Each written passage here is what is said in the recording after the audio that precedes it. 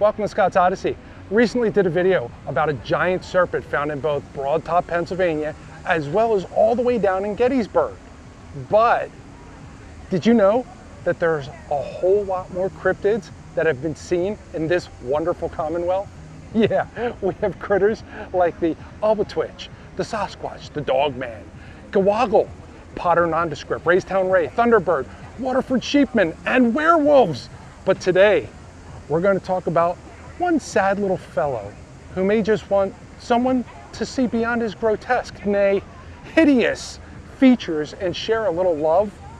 Today, we're going to talk about the Pennsylvania Squonk. Welcome to Squankapalooza. See you in a minute.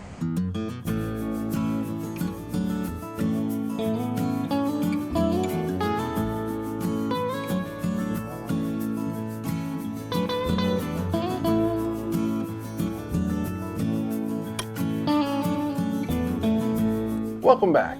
If you've watched my videos before, thank you for your patronage, and if you're new to Scott's Odyssey, welcome aboard. Lacrymocorpus dissolvens, the species taxonomy of the Pennsylvania Squonk, meaning dissolving body of tears, accurately describing this sombering quadruped of timidity and unsightly gandering. Yes, this creature is a perpetually crying, shy, and hideous looking thing. As a matter of fact, it's so hideous looking that it will not travel during a full moon so as not to see itself in any reflections caused by water. But before we continue to speak of how ugly this creature is, let's talk about where it came from and how it ended up here in Pennsylvania. According to the fearsome creatures of the lumber woods, with a few desert and mountain beasts, a tome cataloging the taxonomy of cryptids written in 1910 by William T. Cox, the very first state forester and commissioner of conservation for Minnesota, as well as a former forester for the United States Forestry Service, and a ranking member of the ICOHH. I feel it's important to note that William Cox predicated the book with a dedication of affectionately dedicated to the concatenated order of Hoo-Hoo and all who know the fellowship of the woods. Sounds kind of funny, right? Like he was making a joke about his own book. But yeah, there's a problem with what you might think in that statement. Concatenated order of Hoo-Hoo is not a statement of concatenating or bringing together Hoo-Hoo stories. It's actually the formal name of an international fraternal society. Yeah, you heard that right. He dedicated his book to the International Concatenated Order of Hoo-Hoo, a fraternal society for men in the lumber industry, which was formed in Gurdon, Arkansas back in 1892. As the story goes, newspaper journalist Bowling Arthur Johnson, who wrote for the Chicago Timberman, a trade newsletter for lumber workers, the secretary for the Southern Lumber Manufacturers Association out of St. Louis, Missouri, George K. Smith, and several other people all arrived in Gurdon, Arkansas. After hearing about their train being delayed by several hours and having nothing better to do, the men discussed the need for creating a unified lumber fraternity. With the addition of George Washington Schwartz, William Starr Mitchell, Ludolph Strauss, and William Eddy Barnes in the hotel hall lobby, the men worked out the details of creating a fraternity. Their goal was to create a fraternity that would obtain business interest of all lumber organizations in existence, so that the complex web of industry concerns would create fellowship and goodwill, allowing all members of the industry to bear the fruit of service in the industry. With an Egyptian black cat as their mascot, the beginning of their fraternal order initiated the development of their induction rituals. Because of the belief in the 9 lives of the cat, the Hoo-Hoo Society would have 9 men sit on the board of directors. Annual meetings would be held every 9 months and called to order at exactly 9 minutes after 9. The initiation fee was $9.99, with annual dues of 99 cents. The titles of the board of directors, or more accurately, the Supreme Nine, are as follows: the snark of the universe. Senior hoo-hoo, junior hoo-hoo, bojum, scrive noter, jabberwock, which originally was known as the bandersnatch, custication, archinoper, and the gurdon. Now, a lot of people thought this group was just poking fun at other fraternities, but as quoted in the Austin Daily Statesman, the concatenated order of hoo-hoo is not a joke. It never was a joke. It will never be a joke. All those who have properly wandered through the devious windings of the labyrinth of trial and tribulation are entitled to all the benefits that accrue from that sacrifice. And well, with accreditation like that, who can deny that their words aren't real or true? So before we delved into a group of people who most definitely need their own video, we were talking directly about how William Cox, a man with the most highest and valid credentials in the public sector, meaning both government and societal fraternity, cataloged the actual and I guess real and true information already known by lumbermen worldwide. The squonk. According to Cox, the squonk is of very limited range in the American forest. Few people outside of Pennsylvania have ever heard of the quaint beast.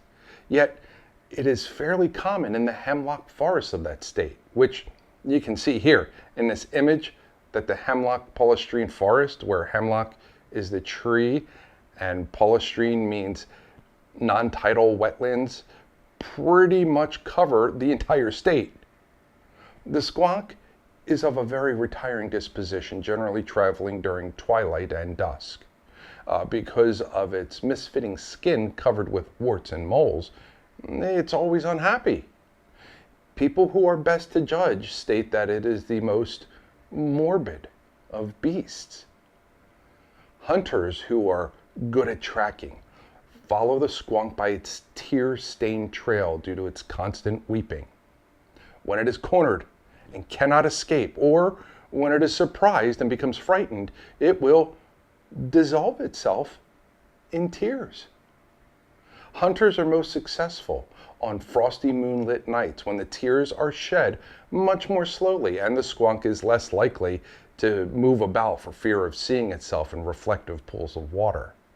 It can on these nights be heard weeping under the boughs of dark hemlock trees. Near Mont Alto, Pennsylvania, a John P. Wentling, who was a professor of forestry at the Pennsylvania State Forest Academy, directly under Joseph Rothrock himself, made a clever capture by mimicking the squonk and inducing it to hop into a sack, which he carried home when suddenly the burden lightened and the weeping ceased. When Wentling took the sack off and looked in, nothing remained of the squonk but tears and bubbles. If you didn't know, those who can successfully mimic the wailing of a squonk are called squonk commiserators.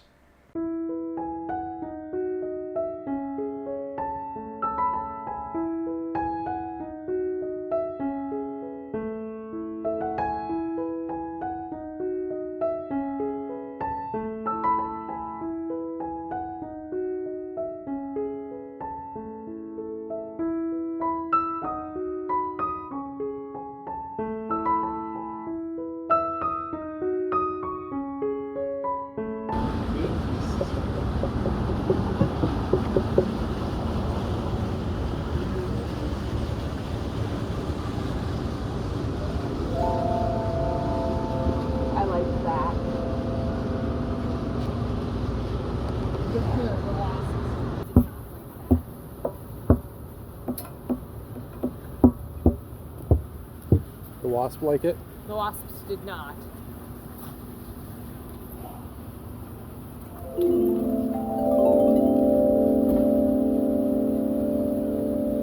What do we got there? Unterglockenspiel.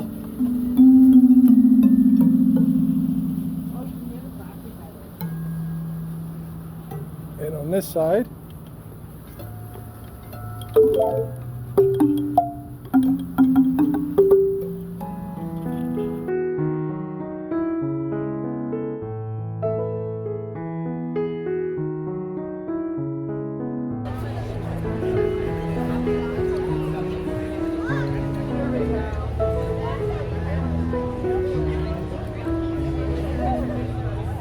There's stuff. Look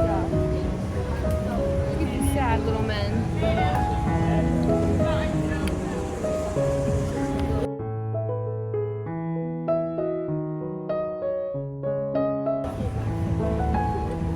It's okay. Picture with the Wolfman. Picture with. Can I get a picture with the Wolfman? And here we go. The Wolfman. We found him here. How do you keep cool? Here we go. You heard it here first.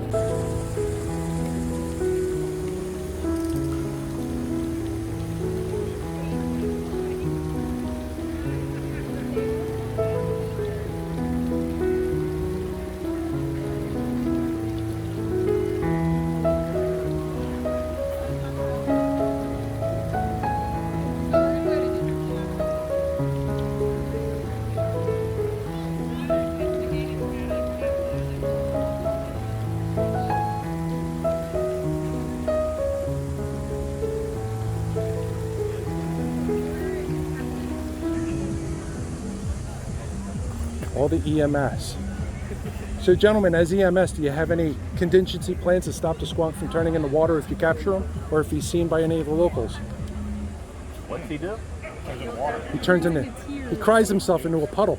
Oh, no. Maybe some CO2 canisters, get it, Try to freeze him up. slow him down a little bit. Why? He's just doing his own thing. Leave him alone. I like this man. I really like this man. A lot.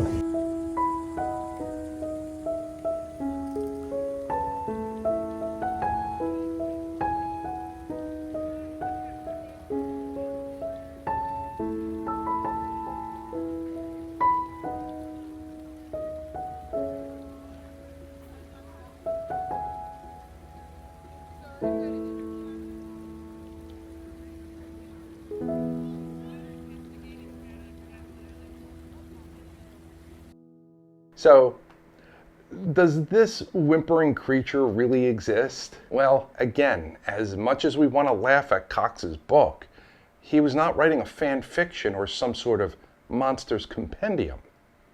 He was writing a legitimate bestiary regarding the creatures found in the forest of America that he had to actually record while performing his specific government duties to the United States. It's believed that the squonk is a wild native pig covered in warts with cauliflower ears covered in wax and hair. Its tusks are yellow and crooked, and it has rheumy eyes, causing it to be constantly weeping. Aside from it being one of the homeliest animals in the world, and apparently knowing this about itself, it also is believed that which makes it fearsome to people and other animals is its apparent contagious misery. The creature is said to reproduce through binary fission, an asexual reproduction similar to cell division. Now, you may have never heard of squonk before, and well, that's probably a good thing. It's one way we can preserve the species.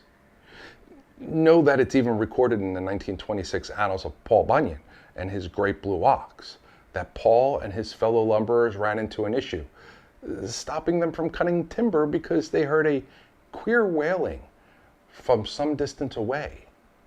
One man began to mimic the wailing, causing the strange sound to get closer and closer, and boom! He caught the squonk in a bag. He took it to the bunkhouse to show all his friends, and they witnessed the squonk, but only for a brief moment because it then dissolved into nothing but salt water and bubbles. In popular media, the squonk is mentioned in Steely Dan's Any Major Dude Will Tell You from 1974. And well, the band Genesis dedicated an entire 6-minute and 30-second song to this creature in 1976, and they called the song Squonk. The Japanese band Nuwa in 2010 wrote a song called Squonk's Tears. Sean McBurney and the Slight Exaggeration wrote the Squonk Waltz in 2014, and in 2022, Sam Kindles talks about it in his song Fearsome Critters. Whether this lachrymose creature still exists is not a question to be asked, because we all know it does. But therein lies the issues of will it continue to exist. You see, Pennsylvania does not have many hemlock forests remaining. And this makes this cryptid extremely endangered.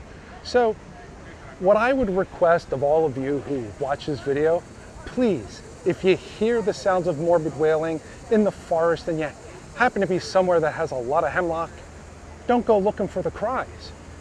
Maybe just give a little yell of, "It's okay, buddy.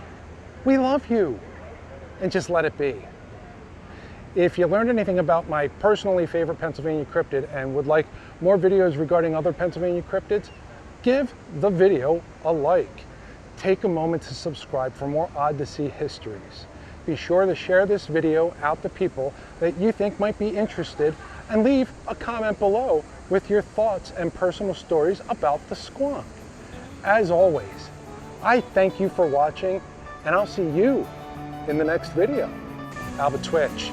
Try again. You are. Take two, nerd.